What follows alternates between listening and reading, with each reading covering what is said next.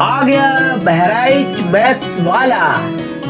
Welcome है आप लोग का VMW में। आज पढ़ने वाले इस वीडियो में क्लास 12 के फिजिक्स का एक नया टॉपिक जिसका नाम है गाउस के अनुप्रयोग। आज का जो अनुप्रयोग होगा अनुप्रयोग नंबर 2 होगा। उसका नाम क्या है? अनंत विस्तार के समतल आवेशित अचालक प्लेट के कारण वैद्युत क्षेत्र की तीव्रता। मतलब एक हमारे पास चादर है जो एक समान रूप से आवेशित है और उसके कारण किसी बिंदु पर क्या निकालना है? वैद्युत क्षेत्र की तीव्रता निकालनी है। ओके, तो पहले हम काम क्या करने वाले हैं? यहाँ पर एक चादर बनाएंगे जो एक समान रूप से क्या होगा? आवेशित होगा। चलिए फटाफट एक चादर बनाते हैं। फटाफट चादर बना के दिखा, बन गया। एक क्या? एक चादर है, ठीक। और इस चादर पर एक समान रूप से आवेश फैला हुआ है। तो चलो भैया फैला देते हैं आवेश। ये हमने आवेश ग्रीन कलर से दिखा दिया। आवेश फैल गया है, ये फैल गया यहाँ से यहाँ तक आवेश। ओके, अब हम क्या करेंगे? इस पृष्ठ से कुछ दूरी पर एक बिंदु P लेंगे जिस पर क्या निकालेंगे? वैद्युत क्षेत्र की तीव्रता। तो एक काम करते हैं, हम इस पृष्ठ के दोनों तरफ r दूरी मतलब 2r लंबाई के गॉसियन पृष्ठ की रचना करते हैं। कैसे? ध्यान से देखिए। मान लीजिए कि क्या एक चादर है और इस चादर के दोनों तरफ ये रहा, इधर और इधर, इधर ये दूरी r है, ये दूरी भी r है, यानी 2r लंबाई की गॉसियन पृष्ठ क्या करने वाले? रचना करने वाले हैं। देखिए 2r लंबाई की गॉसियन पृष्ठ की रचना करेंगे। ये हो गया भैया इधर, ये हो गया आपका इधर, ये हो गया आपका गॉसियन पृष्ठ की रचना हो गया, ठीक। अब ये बेलनाकार हो गया, हो गया बेलनाकार। ये बताइए कि किसी भी बेलनाकार वस्तु के पास कितनी पृष्ठ होती है? तो भाई बेलन के पास 3 ही पृष्ठ होगा। कैसे? एक ऊपर वाला गोला, एक इधर वाला गोला, 2 हो गया, और एक वक्र इधर वाला। 3 पृष्ठ हुआ नहीं हुआ? इसका मतलब किसी बेलन के पास 2 समतल पृष्ठ होता है और एक वक्र पृष्ठ होता है। ओके, तो वैसे ही इस बेलन के पास भी 3 पृष्ठ है। देखिए एक पृष्ठ ये है, एक पृष्ठ ये है, तो 2 समतल पृष्ठ हो गया, एक गोला वाला यानी वक्र, यानी कुल कितना पृष्ठ हो गया? 3 पृष्ठ हो गया। तो चलिए एक इसका नाम रख देते हैं। हम मानते हैं इस पृष्ठ का नाम क्या है? A, इस पृष्ठ का नाम क्या है? B, और जो वक्र उसका नाम क्या दे दिया मैंने? C पृष्ठ दे दिया। क्या दे दिया? C। ओके, और इस पृष्ठ से इसकी जो दूरी है वो क्या है? इस पृष्ठ से जो दूरी है वो क्या है? Small r। ये स्मॉल r हो गया ना। तो 2r लंबाई की एक गॉसियन पृष्ठ की हमने रचना कर दिया जिसका आकार कैसा है? बेलनाकार है। ओके, अब हम क्या करने वाले हैं? इन गॉसियन पृष्ठ से कुल कितना फ्लक्स निकल रहा है उसका मुझे मान ज्ञात करना है। वो ज्ञात कैसे करेंगे? तो हम क्या करेंगे? ये तीनों पृष्ठों से अलग अलग मान निकाल लेंगे कि भाई ए वाले पृष्ठ से कितना फ्लक्स निकल रहा है, बी वाले से कितना निकल रहा है, सी वाले से कितना निकल रहा है। फिर तीनों को क्या कर देंगे? जोड़ देंगे, तो पता चल जाएगा कि इस बेलनाकार गॉसियन पृष्ठ से कुल कितना फ्लक्स निकल रहा है। अब हम क्या करेंगे? यहाँ पर इन तीनों पृष्ठों पर एक छोटा छोटा अवयव मान लेते हैं, एक सूक्ष्म अवयव मानेंगे। चलिए, हमने माना कि यहाँ पर एक हमने छोटा अवयव ले लिया इस ए वाले पृष्ठ पर, जिसकी दिशा बाहर की ओर है, बाहर की तरफ है, वेक्टर डी, और इसकी तीव्रता भी इधर की ओर है। हो गया वेक्टर डी। अब मैं पूछूं इन दोनों के बीच में एंगल कितना बन रहा है? तो भाई जब 2 वस्तुओं की या फिर 2 चीज़ों की दिशा एक तरफ होती है, एक दूसरे के समांतर होता है, तो उस कंडीशन में जो एंगल बनता है उसका मान कितना होता है? 0 अंश। यानी कि यहाँ पर एंगल कितना बन रहा है? 0 अंश। यानी कि यहाँ पृष्ठ ए पर वेक्टर ए और वेक्टर ई दोनों एक ही दिशा में, इसलिए यहाँ पर एंगल कितना बन रहा है? 0 अंश बन रहा है। वैसे यहाँ पर एक छोटा अवयव देखते हैं, तो पृष्ठ बी पर एक छोटा हमने अवयव लिया जिसकी दिशा बाहर की तरफ है, बाहर की तरफ है वेक्टर डी, और ई की दिशा भी इधर की ओर है। यहाँ भी एंगल कितना बन रहा है? 0 अंश बन रहा है। बना 0 अंश, ठीक है। वैसे बात करूँ पृष्ठ सी की, तो पृष्ठ सी पर एक छोटा सा अवयव लेते हैं यहाँ पर, जिसकी दिशा वेक्टर डी ए बाहर की तरफ है और ई की दिशा इधर की तरफ है। तो मैं पूछूं एंगल यहाँ कितना बन रहा है? तो भाई यहाँ पर थीटा का मान कितना आ रहा है? 90 डिग्री आ रहा है। ठीक है ना। तीनों पृष्ठों से हमने एक छोटा छोटा अवयव चूज कर लिया उस पर हमने उस अवयव की दिशा देखा, वेक्टर ई की दिशा देखा यानी तीव्रता की दिशा देखा, और उनके कारण बीच में बनने वाला एंगल को हमने देखा। ओके, सबसे पहले हम इन गॉसियन पृष्ठ से देखते हैं कि कुल कितना फ्लक्स निकल रहा है। तो लिखते हैं बेलनाकार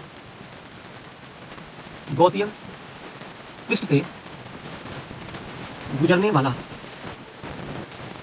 कुल वैद्युत फ्लक्स क्या हो जाएगा, फाई ई बराबर क्या हो जाएगा, पृष्ठ ए से गुजरने वाला कुल वैद्युत फ्लक्स फाई ई ए प्लस पृष्ठ बी से गुजरने वाला कुल वैद्युत फ्लक्स फाई बी प्लस सी से गुजरने वाला कुल वैद्युत फ्लक्स फाई ई सी।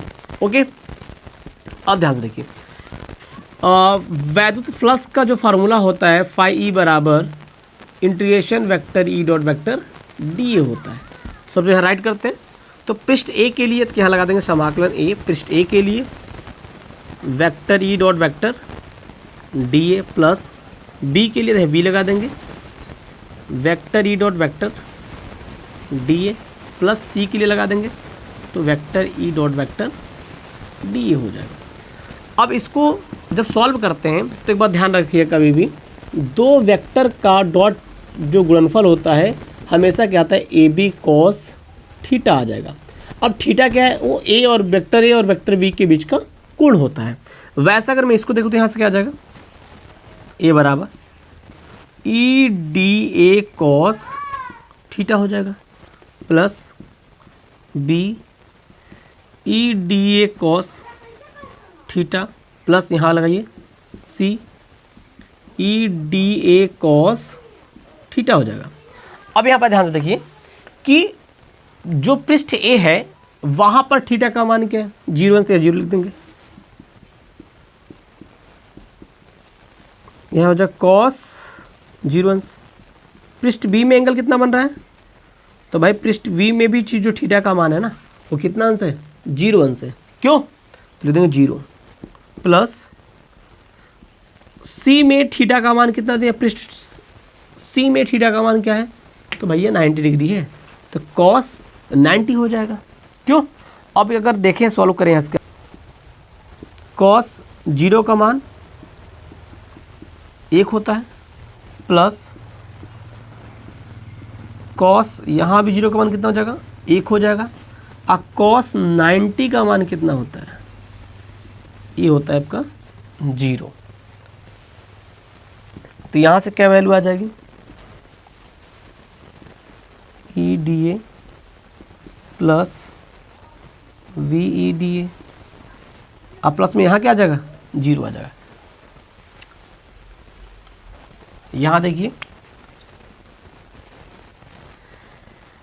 अब इसका इंटीग्रेशन कर देंगे तो यहाँ पर जो डी ए है ना उसी का इंटीग्रेशन होगा, तो ई को बाहर निकाल लेंगे तो फाई ई बराबर हो जाएगा E A D A plus E B D A, और इसकी वैल्यू क्या है 0, तो जो है 0 जोड़ दो तो कोई मतलब नहीं रहेगा।